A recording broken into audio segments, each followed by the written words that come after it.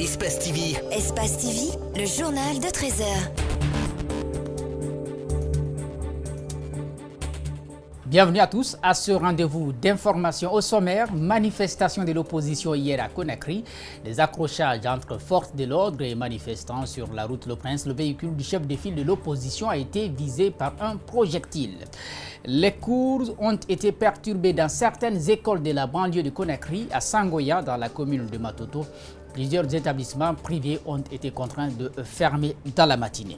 L'Afrique du Sud, nouveau paradis des chasseurs des dinosaures, c'est le nouvel Eldorado des paléontologues en raison de son climat et de sa géologie. Bienvenue à tous.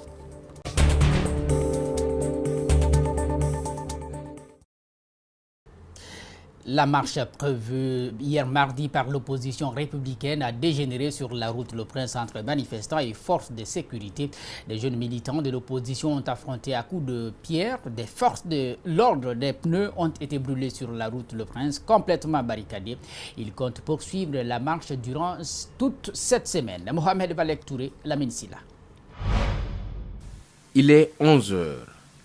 Pas de mouvement au rond-point de la tannerie. Et pourtant, c'était l'endroit proposé par l'opposition comme lieu de départ de la marche de ce 23 octobre. Les forces de sécurité déjà à l'assaut pour contrecarrer les manifestants. Tous les axes sont pris pour contrôler la situation. Midi. Pour une fois, c'est un désaccord sur l'itinéraire à emprunter qui a conduit à l'affrontement entre forces de sécurité et jeunes de l'axe. Nous sommes à Amdallaye, à quelques mètres du QG de l'Union des forces démocratiques de Guinée. Subitement, des accrochages.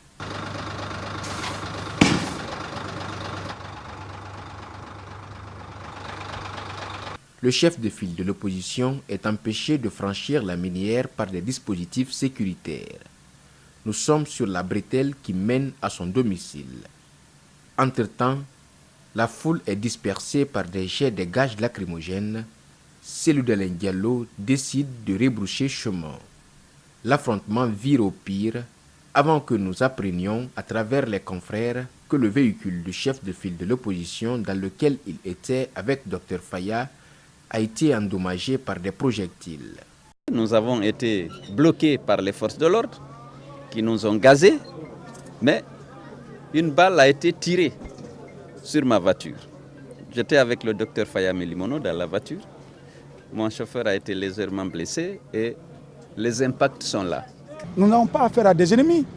C'est des frères, des citoyens égarés momentanément. Ça s'enseigne dans la gestion démocratique des foules. La question reste sur les lèvres pendant que l'opposition accuse les forces de l'ordre d'avoir prémédité cet acte. La police estime que ce dégât est causé au sein même de l'opposition. À Kaloum, au centre-ville, les activités ont tourné au ralenti. Petits commerçants et usagers ont déploré le manque d'engouement au lieu où se concentrent presque toutes les activités. Dans l'administration publique, par contre, tout a fonctionné normalement. C'est le constat de Djibril Ba et de Aliouba. Kaloum, le centre-ville d'habitude grouillant du monde n'a pas retrouvé son rythme habituel. Le secteur du transport est complètement paralysé suite à la manifestation appelée par l'opposition. Quelques rares taxis et bus sont en attente des passagers, quasiment invisibles. Ça ne va pas, hein. La ville est paralysée complètement, c'est ça. Donc, il n'a qu'à essayer d'arranger ça, puisque nous, on continue notre situation. Sur le boulevard de la République, un marchand dénonce cette morosité qui a un impact négatif sur ses affaires. Vraiment, la circulation est morte. On n'a pas assez de clients. Et encore, tout le monde se dit que réellement l'opposition est opposée. Personne ne fait ce que l'autre veut. C'est toujours de retourner au dialogue, vraiment de s'entendre, de conjuguer le même verbe parce que le pays nous appartient à nous tous. Que ce soit de l'opposition ou de la mouvance, en tout cas, l'essentiel est qu'ils s'entendent sur un point idéal afin que le pays aille de l'avant. Plus loin, Madina montre à peu près le même visage. Les commerçants ont eu la peine de se déplacer. Du coup, l'ensemble des boutiques et magasins sont fermés.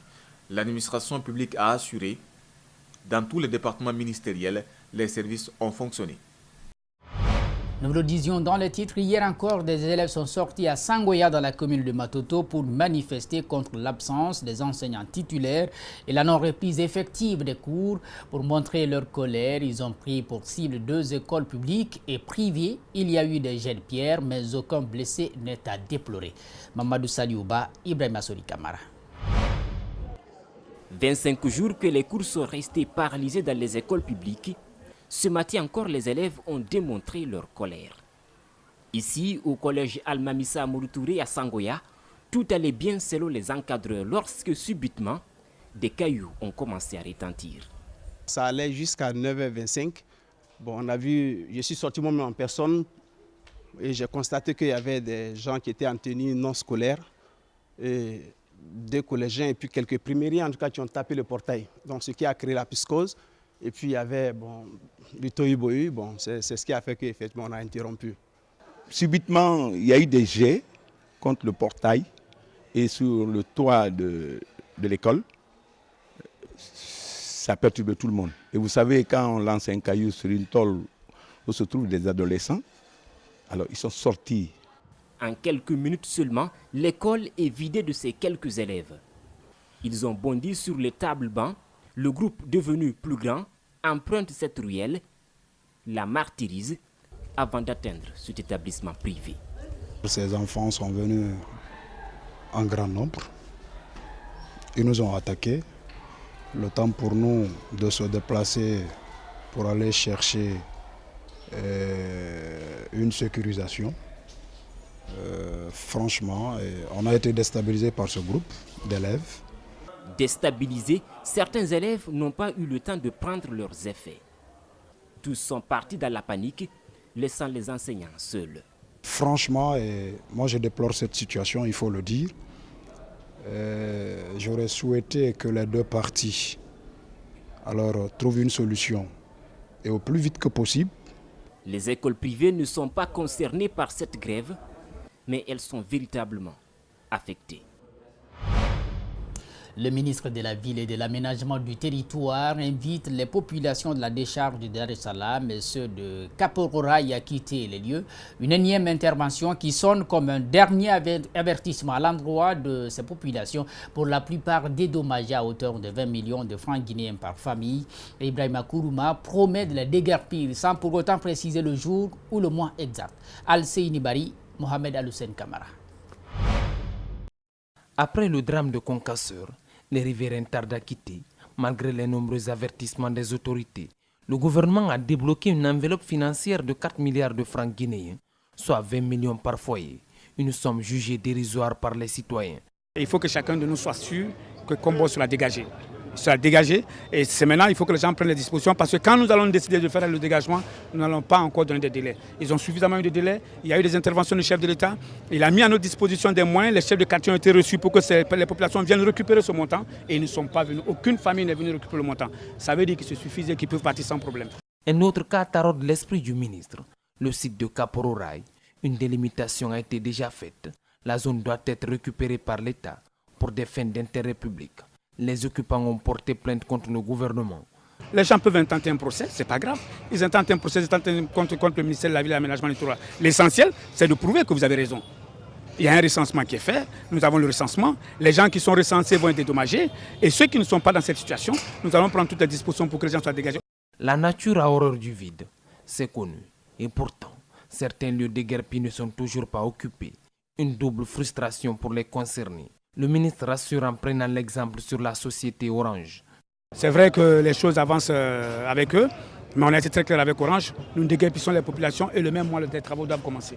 Donc il faut que les gens comprennent qu'on ne va pas faire un déguerpissement pour laisser les places libres. Aujourd'hui, la population accepte par endroit de faire le déguerpissement, mais ces sociétés qui bénéficient de ces surfaces ne vont pas elles aussi faire des rétentions foncières. Nous n'accepterons pas qu'il y ait des rétentions foncières. Si une entreprise tient à faire une rétention foncière, nous annulons le bail. Nous avons la possibilité, nous annulons le bail et nous affectons à ceux qui veulent travailler. La lutte contre les occupations anarchiques des routes et les zones réservées reste une priorité pour le ministre Kourouma, malgré les obstacles qui se dressent sur son chemin.